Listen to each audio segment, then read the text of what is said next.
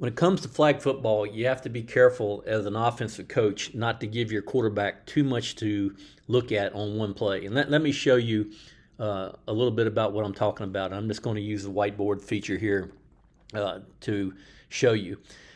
So in tackle football or flag football, typically you want to give your quarterback a read.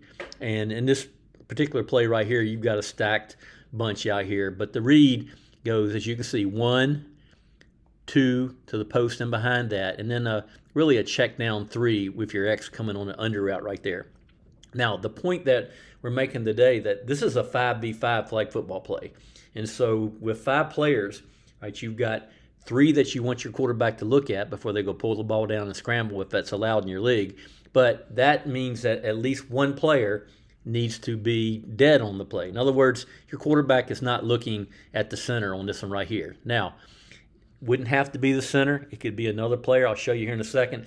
But the important part to know is that the quarterback cannot see 4 reads on this. Now, what if it were 6v6, 7v7, 8v8 in flag football? The more players that you have that are eligible, because in flag football, typically the center is eligible, everybody's eligible, then you really could get yourself in trouble if you ended up having 6 or 7 reads. So that's the point right here, that somebody normally, depending on your scheme, needs to run through the defense and be a decoy.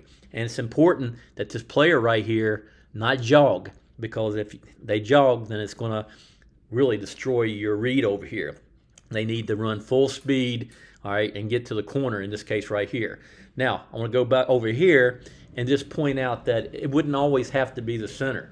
You may have this is, once again, 5v5, that the Y is now the decoy running straight through the middle safety or straight through the half safety, whatever the defense is playing, and now your read comes down to simply 1 to 2, or you could include the center on this, and it could be 1 to 2 to 3 for your quarterback.